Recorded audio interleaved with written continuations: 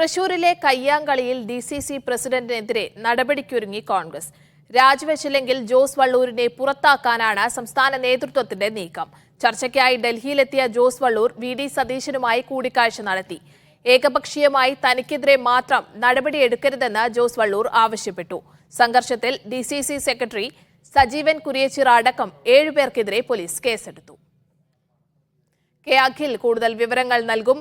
അഖിൽ, നേരത്തെ തന്നെ ഈ തമ്മിലടിയിൽ നടപടി ഉണ്ടാകുമെന്ന രീതിയിലുള്ള സൂചനകളും വാർത്തകളും ഒക്കെ തന്നെ വന്നിരുന്നു. ഇപ്പോൾ DCC പ്രസിഡന്റിനെതിരെ ഏത് രീതിയിലുള്ള നടപടിയാണ് പ്രതീക്ഷിക്കുന്നത്? അദ്ദേഹത്തെ പുറത്താക്കാനുള്ള സാധ്യതയുണ്ടോ? അതോടൊപ്പം തന്നെ ഈ തമ്മിലടിയിൽ DCCയുടെ ഒരു വിശദീകരണം കൂടി വന്നിട്ടുണ്ടല്ലോ, എന്താണ് അതിൽ പറയുന്നത്? സ്നേഹ, DCCയുടെ വിശദീകരണമല്ല വന്നിരിക്കുന്നത്. അതായത് ജനറൽ സെക്രട്ടറി ഒരു വാർത്താക്കുറിപ്പ് ഇറക്കുക മാത്രമാണ് ചെയ്തത്. അതിൽ ഒരു ഏകപക്ഷീയമായ കാര്യം മാത്രമാണ് പറഞ്ഞത്. അതായത് സജീവൻ കുരിയച്ചിറ മദ്യപിച്ചാണ് DCC ഓഫീസിൽ എത്തിയത്. മദ്യപിച്ചെത്തി പ്രശ്നമുണ്ടാക്കിയതാണ്. അനുയായികൾ മദ്യപിച്ചിരുന്നു. ഈ സംഘർഷത്തിൽ മദ്യപിച്ച യാതൊരു പ്രകോപനം കൂടാതെ വിമലിനെയും അതുപോലെ തന്നെ പഞ്ചുവിനെയും മർദ്ദിച്ചു എന്നുള്ള കാര്യം മാത്രമാണ് ഈ വാർത്താക്കുറിപ്പിൽ പറയുന്നത്.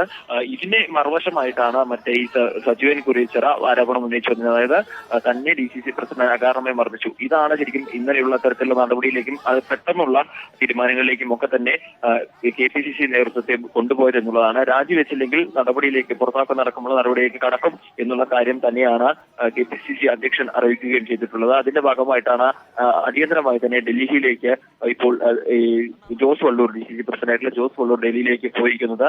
അദ്ദേഹം വെക്കുമെന്ന് തന്നെയാണ് നമുക്ക് ലഭിക്കുന്ന സൂചന. കാരണം DCC ഓഫീസിന്റെ ഔദ്യോഗിക വാഹനത്തിന്റെ ചാവി DCC ഓഫീസിൽ നൽകിയ ശേഷമാണ് അദ്ദേഹം ഇത്തരത്തിൽ ഡൽഹിയിലേക്ക് പോയിട്ടുള്ളത്. എന്തായാലും നടപടി ഇന്ന് തന്നെ ഉണ്ടാകും എന്നുള്ള കാര്യം പറഞ്ഞു. കേസിൽ ഒപ്പം തന്നെ തൃശൂർ DCC ഓഫീസിലെ കയ്യാങ്കളിയിൽ ഉടനടി നടപടി ഉണ്ടാകുമെന്ന വാർത്തയാണ് കെ അഖിൽ തൃശൂരിൽ നിന്ന് റിപ്പോർട്ട് ചെയ്യുന്നത്.